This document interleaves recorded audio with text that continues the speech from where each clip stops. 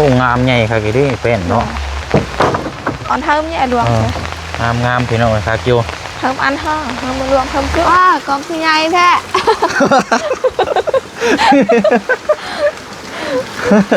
จะได้ไหมเนาะ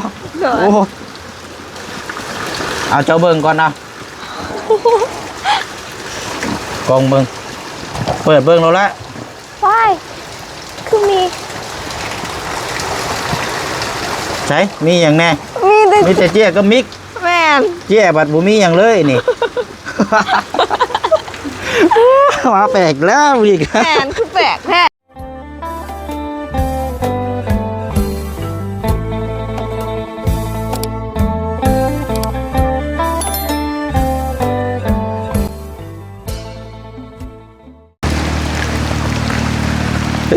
บาทนี่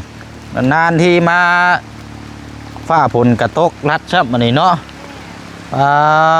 กับไม้เราเพิ่งพี่น้องเลยเปียกหมดเลยนี่เนาะว่าสิจัดไม้วันนี้นะแต่ว่าฝนตกจักเมนไม้เก่าจักเมนไม้บาทนี่เบิ่งตัวนี้ไม้เก่าโมหูเลยนี่เนาะโดยเอาเปียกในเลยพี่น้อยเนาะคือเก่าคือเดิมเนาะอันผ้าฝนตกตั้งแต่เมื่อวานนี่จนฮอดตอนนี้ก็ยังบ่หยุดบ่เซาแม่น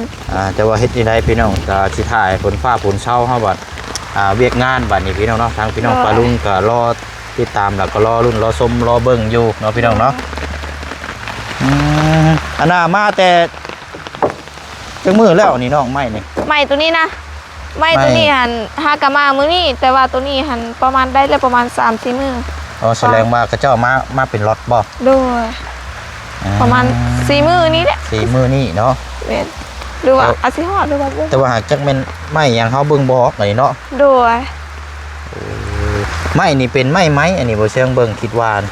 ไม้หากระพาแล้วก็เจ้ามาส่งเลยนี่น่ะโดยเอาจ้ะพี่น้อยเนาะอันน่ะน้องป๊อปเจ้าย่างไปเอากระจ้องอยู่ในท้ายรถอ้ายไหนก็ได้ไปโดยเดี๋ยวมามันสิอันนั้นเอาอะไรพี่น้องเนาะกราบสบายดีและสวัสดีพ่อแม่พี่น้องเบิร์ดสุขุสุขคนนะพี่น้องเด้อเนาะพบเจอกันอีกคือเก่าคือเดิมพี่น้องเนาะห่างเหินกันนานสำหรับทางน้องป๊อปเนาะขึ้นมารอบที่แล้วกับบ่ได้เข้ามาพี่น้องเนาะแต่ว่าเฮามาเปิดคลิปมาเมื่อนี้ก็มีข่าวดีข่าวใหญ่สำหรับทางน้องป๊อปเนาะพี่น้องเนาะเดี๋ยวดุนชมน้ำกันพี่น้องกับบรรยากาศฟ้าฝนตกก็นำหนักจักมันสิยุดจักโมงวันนี้พี่น้องเนาะเอาเดี๋ยวเบิ่งน้ำกันเนาะพี่น้องเนาะเดี๋ยวพูดคุยน้ำกันแล้วก็ได้ยินว่าทางน้องป๊อปนี่ก็ทั่วติดหนีทางหน้าบ่าวเกี่ยวกับมีอย่างสักอย่างนี่แหละพี่น้องเดี๋ยวเขาสิถามพูดคุยน้ำกันเบิ่งเลยวันนี้พี่น้องเนาะป้ามีอย่างนี่คือตกแห้งแท้นี่เนาะ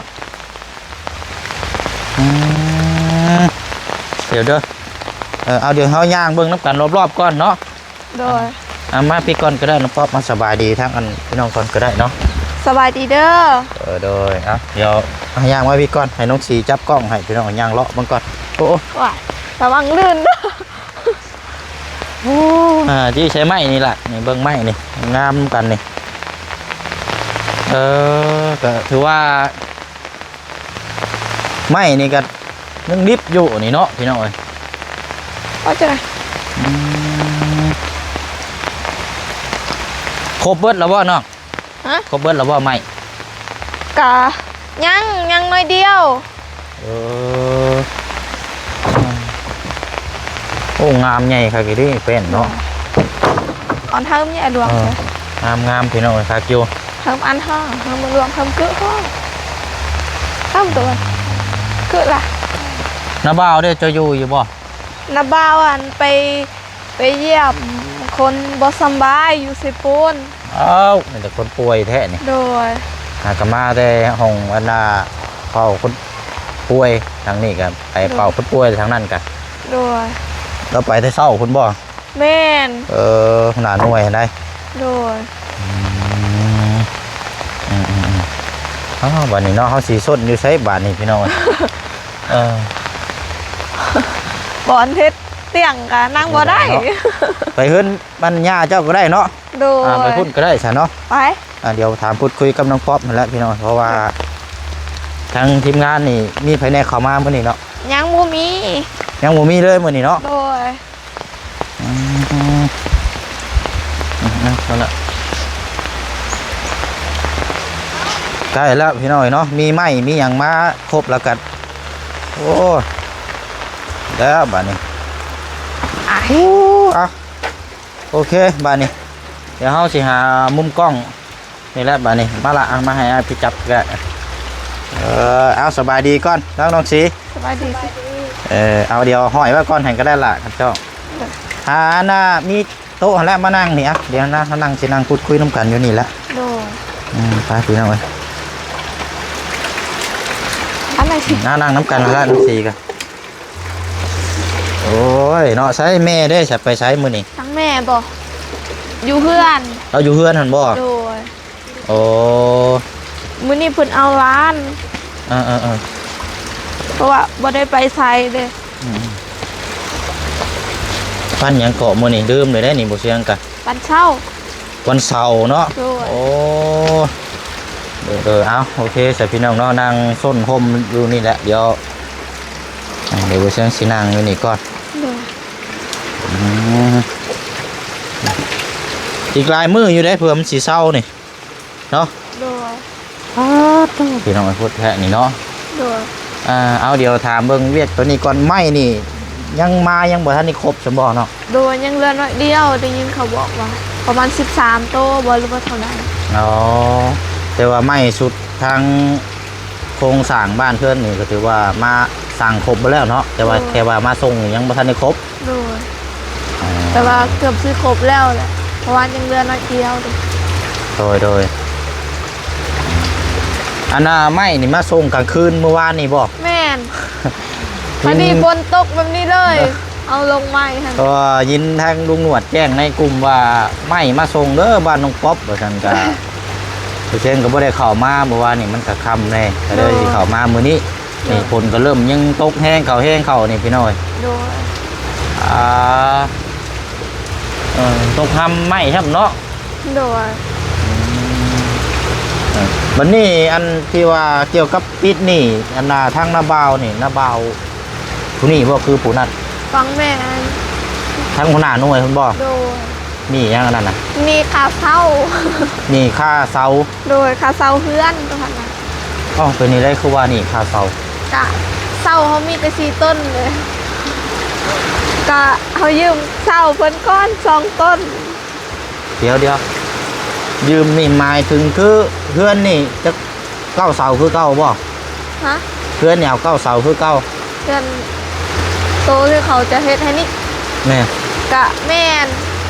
แต่ว่าแบบความหมายคือว่า แบบได้เจ้าคือยืมเสาแล้ว กะ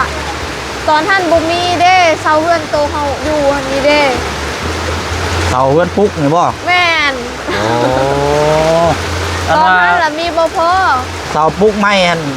มันมีอยู่พกบ่ โดย และเจ้ายืมแล้วน่ะสองเสา โดยก็ได้เป็น6เสา เท่ากับ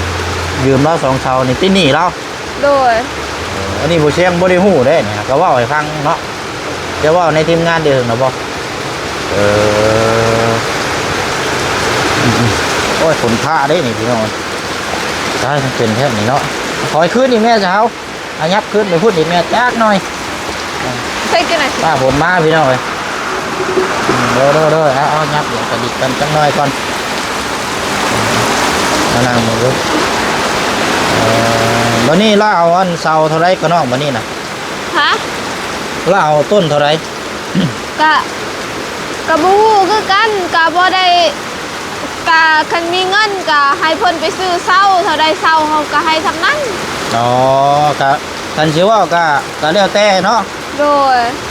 กะสิบ่ปานใดหรอกเนาะเสา โดย แต่ทางนาบ้าวหันกะบ่ได้แบบบ่ได้อยากได้เลยแบบให้บ่ฟ้าวก็ได้หั่นนะแบบท่าน อ๋อ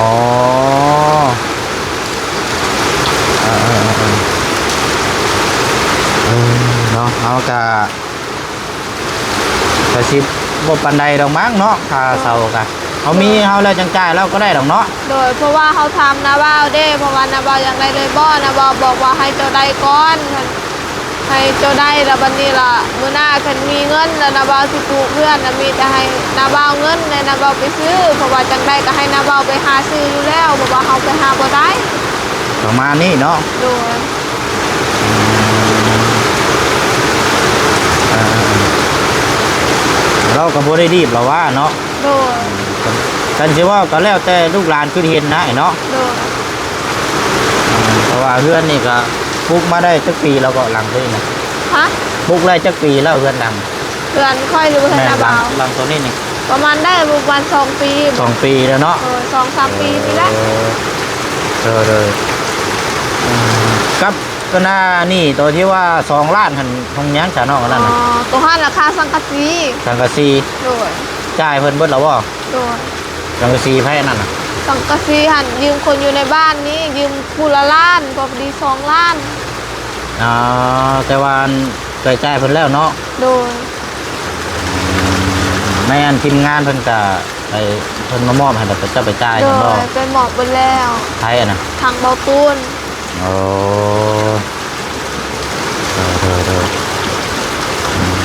เอาโอเคเลยสาวพี่น้องเนาะโอเคเด้อยากเลาะเบิ่งไม้งามๆกับผลกากูเป็นใจแท้อยู่พี่น้องเอ้ยเนาะ โดย บ่ได้เข้ามากับถึงจบแล้วขึ้นมารอบนั้นนะว่าสิเข้ามากับมันบ่ทวงบ่ทัน โดย พอดีว่าพาคนป่วยลงไปห้องหมอแข็ง โดย แต่ก็ยังบ่ทันได้กลับขึ้นมาเดี๋ยวช่วงประมาณเที่ยงๆพี่น้องเลยสิติดตามเบิ่งนํกันเนาะทั้งน้องคำบีกันเพราะว่าสิไปลงไปหาทางหน้าลูกทางไอ้ปั่นอยู่แต่ว่าเขามาพี่ก่อนหัวหน้าหน่วยเขาบ่อยู่เนาะตอนแรงพอแรกเรามาเนาะ แม่น โอ้ตอนแรงพี่น้องเอ้ยเนาะเป็นจังได๋น้องสีหนาวบ่ว่าโดย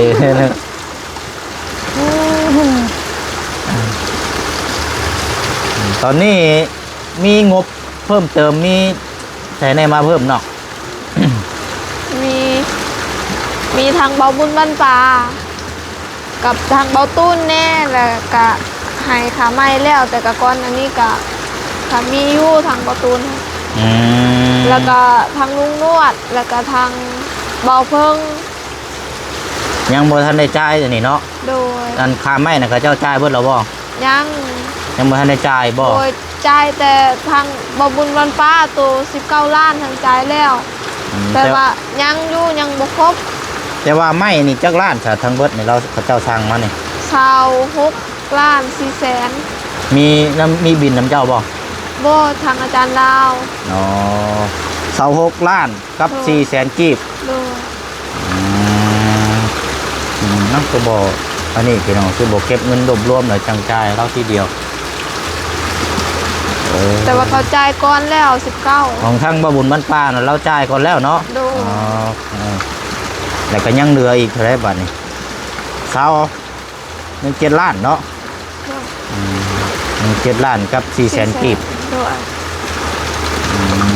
เดี๋ยวเอาบ่เป็นหยังเดี๋ยวจังพัวพันเดี๋ยวว่าปรึกษากันใช้จ่ายไผมีอะไรก็สมทบเอาหากันพี่น้องเนาะ โดย โอ้ยเนาะเอามื้อนี้บ่เสียงมีกล้องมามอบให้เด้อมีกล้องใหญ่ โดย ๆแต่ว่าเป็นกล้องเบาเด้กล้องบ่ได้หนักเด้ โดย สิมามอบให้เด้อว่าเบาก็บ่แม่นเบาพี่น้องเอ้ย ก แต่ ล้อง ว่า โท เฮาร กล้องโทรทัศน์ แต่ว่าเฮาต้องถ้าเฮาคันสิว่ากับกล้องน่ะมันเป็นเบา โดย แต่ว่าถ้าเฮาแกะสลักลงไปแล้วนี่มันสิกลายเป็นนักแบบต่อมเลยแล้วแหละคันสิว่าก็ประมาณนี้เนาะ เอาเดี๋ยวเบิ่งน้ำกันเดี๋ยวบ่เชิงไปเอากันเด้อ โดย โอ้ยฝนไปคึดนั่นแท้นี่โอ้ฮึด จะพูดจังไงวันเลย เดี๋ยวได้กล้องเขาเนาะเฮียอะไรไปจักอยู่นี่ ขาลุ่นเด้ ยังอยู่เนาะเอา คือไอ้กล้องยังเนาะตื่นเต้น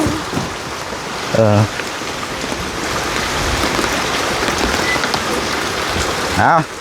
กล้องกับกล้องบ่ได้นักเด้น้องเอ้ย โดยว่ากล้องคือใหญ่แท้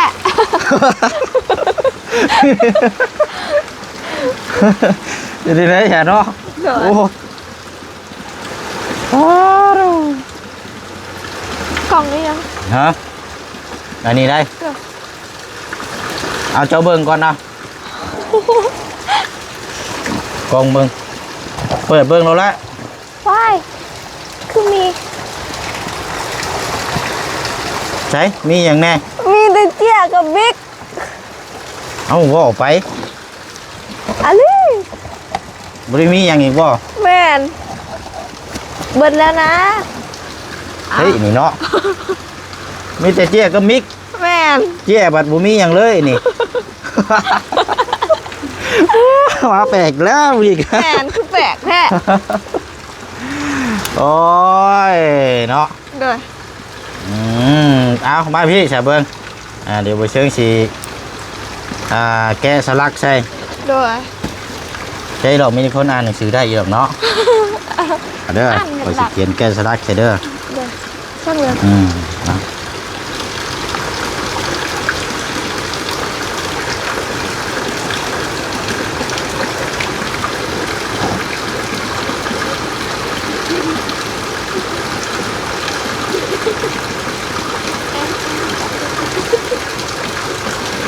อ่า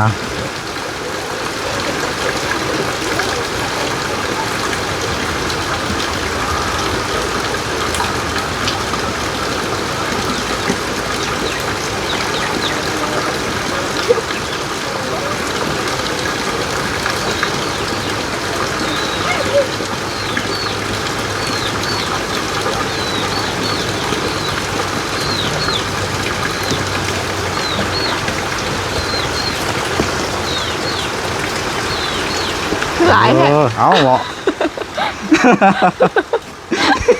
หยุดรุ่นได้ดิดิอ่า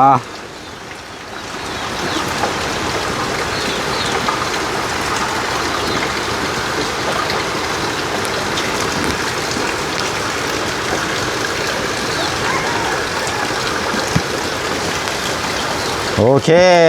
เอาพี่น้อง เบิดแล้วบ่ ถึงว่ามันสีเบากันแต่ว่าวันนี้เฮาแก้สลากลงไปแล้วนี่มันสีนักแล้วบาดนี้พี่น้องเอ้ยเนาะ เด้อ เขียนได้ชื่อเรียบร้อยแล้วเห็นอยู่ว่าคร่าวๆอยู่ว่า เห็นตัวเลขว่าชี้เห็นอยู่ว่า จริง เห็นเห็นอยู่ว่า ๆเล็กหนึ่งเล็กช่องกับเล็กหนึ่ง เออ บ่เห็นแล้ว ฮะ อ่านว่าเดี๋ยวไหน อ่านได้บ้างแม่ เอาเจ้าอ่านได้อยู่บ่ อ่านว่าเป็น เอาว่าเฮียนหนังสืออยู่บ่เป็นบ่ ใส่คอยบ่ได้เฮียน น้องสีเนาะ ด้วย มาละเอาไม้ใส่ให้เรา อ่านสิ อ่านหนึ่งหลังเด้อ อ่านว่าเป็นคือกัน เอ้าคือว่าเฮียนคือว่าอ่านได้อยู่ เพิ่นบอกว่าอ่านว่าเป็นคือกัน เอาแล้ว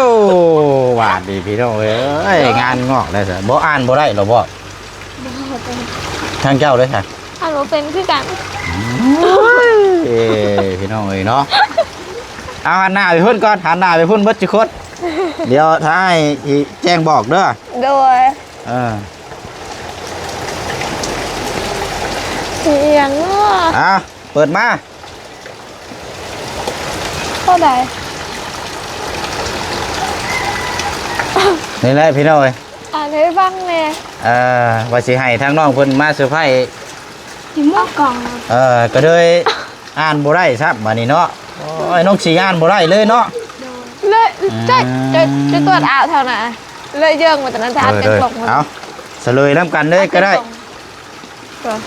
พี่น้องเอ้ยเนาะ โดย ที่นี่คือเป็นเจี้ยวว่าเป็นเงินวันนี้ แหวนคือไอ้แท้ ม เนาะ องมาได้ไรนี่ เอาเมื่อกี้นี่คือว่ายังโมมีละ อ้าวมีแต่ปากกากับเจี้ยได้ แหวนอยู่บ่อน เบิ่ง ใด ก็คักอยู่ฮะเอ้ยเนาะเอา โดย ตอนที่แรกว่าสิเขียนในทางน้องเพิ่นอ่าน แต่ว่าอ่านบ่ได้เนาะอันนี้ โดย อันน่ะผู้ดีว่านี่แหละพี่น้องเนาะ โดย ทางอ้ายดอง โดย อยู่ต่างประเทศหรือว่าอยู่ USA โดย ทางไอ้ดองเพิ่นฝากเงินมา โดย สมทบสร้างบ้านน้องป๊อป โดย เพิ่มอีก โดย จำนวน1 6,000 ดอลลาร์ โดย ก็ประมาณ21ล้านกับ500,000กีบ โดย11 ล้านเลยบ่ 21ล้าน500,000กีบ หลายแหละ พี่น้องเอ้ยเนาะ โดย เสียอย่างเดียวทางน้องเพิ่นอ่านหนังสือบ่ได้พี่น้องเอ้ยโอ้คันว่าอ่านได้นี่คักนี่21ล้าน500,000กีบ 1,000 หลอนพี่น้องเนาะอยู่ในเลทอยู่ในตอนนี้เลย โดย แล้วก็ทั้งไอ้ดองเพิ่นนี่ก้อนหน้านี่เพิ่นฝากมาให้ทั้งบ่บุญบ้านป้า โดย เป็นนายคนเดียวกันที่ว่าจ่ายค่าไม้ไป19ล้านหั่นเนาะ อ๋อโดย และมื้อนี้ก็ทั้งอ้ายเพิ่นฝากมาให้อ้ายเปิดสมทบสร้างบ้าน โดย เอาถือกระดาษเพิ่นก่อนก็ได้ เอาอันหน้าเพิ่นกระดาษเดี๋ยวเพิ่นแน่แคปหน้าจอกันอันมือกล้องนู่นล่ะ กระจังนกมือสิ เอาเลยพี่น้อยเนาะมาเพิ่มอีก ก็โกหก 21ล้าน โดย 21ล้านกับ500,000กีบ โดย เปิดสมทบเท่ากับตัวนี้ก็น่าจะพัวพันกับเรื่องสร้างได้แล้วบ้านนี้พี่น้องเอ้ยเพราะว่าทางงบส่วนที่เดือก็จังว่าจังคุยนำกันแต่ว่าน้ำโบเชียงคิดว่าน้ำทีมงานก็น่าจะมีมาเพิ่มอยู่ดอกพี่น้องเนาะ โดย สร้างนี่ก็เดี๋ยวสิถามเบิ่งทางทีมงานเนาะว่าสิเอาสร้างใส่ โดย เงินจำนวนนี้ทางโบเชียงจะเก็บไว้เป็นค่าสร้าง โดย และก็สิได้พัวพันหาทางสร้างมาสร้างบ้านให้แล้วก็จะบวกเข้ากับตัวที่ว่าก่อนหน้าหันหน้ามาแจ้งกัน3ล้านกับ100,000กีบเนาะ โดย 3ล้านบวกเข้าตัวนี้เท่าไหร่ 3 22 โดย 22 34เนาะ โดย 4ล้าน600,000กีบ โดย ถ้าว่าค่าสร้างกันเนี่ยมาเพิ่มอีกกับบ่หลายปานใดหรอกพี่น้องเนาะ โดย เบิ่งตัวจริงนํกันอีกเทื่อนึง โดย โอ้ยเอาดีใจนํเด้อดีใจนํ โดย กล้องปริศนาเห็นแล้วพี่น้องเอ้ย โดย เอากะปานนั้นยังบ่พออีกได้พี่น้องเอ้ยรุ่นโซมน้ำกันอีกวันนี้ โดย เงินก้อนนี้แจ็คซิเมนเป็นของไผอันนี้กะ โดย แจ็คซิเมนเป็นของไผอยู่ในนี่แหละ โดย เดี๋ยวนี้นี่10ล้านเลย โดย 9ล้านเนาะ โดย หา7ล้านนี่แหละพี่น้องแต่ว่ารุ่นโซมน้ำกันว่าสิเป็นของผู้ใดว่าสิผู้โชคดีคนต่อไปเนาะ อันนี้ไอ้ขอเก็บไว้ก่อนเด้อ โดย แต่ว่าก่อนอื่นเอาจับน้ำไม้แน่แต่กับ จับ มอง ถ่าย กล้อง รูป ให้แน่ แล้วก็ มองดูล่ะ แล้วก็ โอเคพี่น้องเลยอันนี้สิขอเก็บไว้ก่อนตัวนี้พี่น้องรุ่นโชว์น้ำกันอีกต่อไปว่าใครจะเป็นผู้โชคดีมื้อนี้ทางน้องป๊อป โดย ได้ครับ ยอดสมทบมาเพิ่ม โดย 21ล้าน500,000กีบแล้วพี่น้องเด้อนอกจากทางไอ้ดองอยู่ประเทศ USA แล้วพี่น้องเนาะเพิ่นก็อยากซอยอ้ายเพิ่นก็ว่าโอ้ยเฮ็ดได้พี่น้องถือว่าอ้ายเพิ่นก็ซอยเข้ามาที่2แล้วเนาะพี่น้องเนาะว่ารอบทางบ่บุญมันปลานี่ก็นัดคือ19ล้านพี่น้องรอบนี้ก็นี่แหละเนาะ โดย ตามเดทพี่น้องเนาะ 1,000 ลอนก็สิได้อยู่ประมาณนี้เนาะมื้อนี้ก็ โดย วันนี้และได้รับข่าวดีน้ำกันแล้วก็เป็นนี่แหละถามความรู้สึกก่อนฝันดีอยู่บ่เมื่อคืนนี่ โมโหคอยยืม แต่ว่าคอยดีใจแห้ง เออ เพราะว่าเป็นก้อนแรกที่ใหญ่ที่สุดเลย ใหญ่สุดเลยบ่นี่ โดย ไงโบโอ้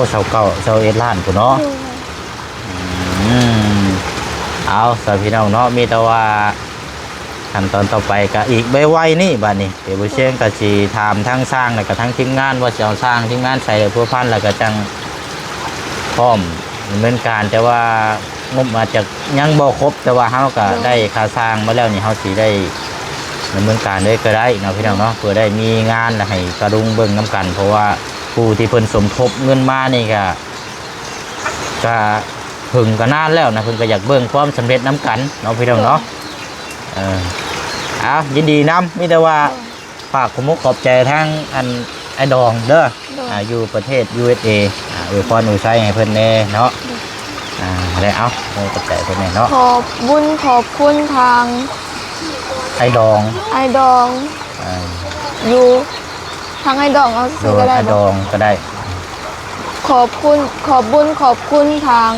ไอ้ดองที่ฝากเงินมาสมทบเพื่อนให้น้องเด้อ โด ขอย ให้ไอ้ไปใส่มาใส่เดินทางปลอดภัยเด้อขอให้ไอ้ร่ำรวยเฮ็ดหยังจับหยังก็ขอเป็นเงินเป็นทอง ขอให้สุขภาพแข็งแรงอายุขวัญยืน การงานขอให้เจริญรุ่งเรืองก้าวหน้าต่อไปเด้อ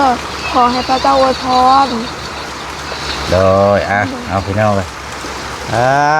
เอาโอเคบัดนี้ชุบเจ้าอันพากันกินข้าวกินน้ำแล้วบ่ กินแล้ว กินเป็นร้อยแล้วเนาะ โดย เอาบอกให้ทั้งแม่เจ้าหู้น้ำเลยเด้อ โดย ว่ามีข่าวดีมาเพิ่ม แล้วก็ถ้าทีมงานเข้ามาก็แจ้งเพิ่นบอกเพิ่มเติมน้ำโบเซงมียอดมาเพิ่มอีก21 ล้าน5แสนกีบ โดย เท่ากับตัวนี้เคสของทางน้องป๊อปนี่อยู่น้ำโบเซงนี่เงินรวบรวมกับทางพอลุงก่อนหน้านี่ก็ โดย ทั้งพอเจดีก่อนหน้านี่ก็3 ล้านเนาะตัวนี้บวกเข้าไป21 22 23 24 โดย 24 ล้านกับ6แสนกีบอยู่น้ำโบเซงตัวนี้จะเก็บไว้เป็นค่าสร้างบัดนี้พี่น้องเอ้ยเนาะ นี่แหละเป็นเขาก็จะได้ติดตามเบิ่งน้ำกันบัดนี้เอิ้นทางมาว่าเพิ่นสิเอาราคาเท่าใดพ่วงยาวเท่านั้นเท่านี้พูดคุย โดย เราคงราคาเอาแบบให้เบิ่งน้ำกันบัดนี้ โดย เอาดีใจนำเด้อ โดย ให้อ้ายสิได้เดินทางไปเวียกต่ออีกก่อน โดย อันน่ะเป็นได้ไรเนาะมีอยู่หมากอันน่ะบักนัดบ่แม่นบักนัดบักนี้ โดย เนาะเดี๋ยวอย่ามาปาดพระลองมากินเบิ่งเด้อ โดย อยู่ในรถคนละพี่น้องป้าสาวพี่น้องเนาะเดี๋ยวลาพี่ละน้องไปก่อนเด้อเนาะจะได้กันติดตามแล้วก็เป็นกำลังใจทั้งน้องเพิ่นน้ำเก่าคือเก่าคือเดิมอีกเนาะพี่น้องเนาะ โดย ทางบุญเชียงก็สิได้ขอจบคลิปลำลาก่อนบัดนี้ โดย จบจังนี้ก็จังสิไปพ่วงไปทางอันน่ะเฮือนทางไปปั้นพี่น้องเนาะเอาของฝากของทอดไปให้เราเพราะว่าเรายังบ่ได้มาได้ซื้ออันน่ะเนี่ยมาแต่ซิโนเนี่ยไปฝากน้องเพิ่นน่ะนะพี่น้องแล้วก็จะได้โทรเพื่อพันอัปเดตทางอันน่ะน้องคำบีน้ำแน่เนาะ โดย ไปเนาะให้พอดีแล้วก็ขอบคุณขอบใจหลายๆได้เด้อเนาะ แล้วก็ขอบใจไอ้น้ำเด้อ โอ้ ที่ ย ถึงสิกะคอยมาแบบมาถ่ายคลิปน้องแล้วคอยมาทำไทยก็ขอให้อ้ายหันไปใส่มาใส่เดินทางปลอดภัยเด้อขอให้อ้ายร่ำรวยเฮ็ดหยังจับหยังก็ขอเป็นเงินเป็นทองขอให้สุขภาพแข็งแรงอายุขวัญยืนขอให้การงานเจริญรุ่งเรืองก้าวหน้าต่อไปเด้อขอให้พระเจ้าอวยพร โดยเอาพี่น้อยเนาะ โดย เอากล้องอันนี้เอาไว้ให้เจ้าเด้อก็ได้เด้อ โดย เอาไว้ใส่หยังก็ได้แต่กระดาษนั่นแหละ โดยขอบใจเด้อ โอเคเอาเดี๋ยวนี่แหละพี่น้อยเดี๋ยวรุ่นชมกันอีกเนาะเงินก้อนนี้ก็จะใครแล้วสิเป็นผู้โชคดี โดย ไปพี่น้อยโอ้ยเนาะดีใจน้ำบัดนี้เดี๋ยวเขาก็จังมาติดตามแล้วก็มาพูดมาคุยเบิ่งน้ำกันบัดนี้พี่น้องเนาะอาจจะได้นำเบิ่งช่างมาเบิ่งแล้วบัดนี้พี่น้องเนาะฝากพี่น้องติดตามเบิ่งน้ำกันเนาะเต็มมื้อนี้นี่เช็คอินเบิ่งแล้วนี่ฟ้าฝนตกเบิดมือเบิดเว้นแล้วมื้อนี้พี่น้องเนาะเฮ็ดเวียกก็ยากลำบากนิดหน่อยเฮ็ดกับท่ามกลางสายฝนเนาะพี่น้องเนาะไปเนาะบ๊ายบายเด้อพี่น้องเด้อเนาะสบายดีพี่น้องเนาะแท้ว่านี่เนาะ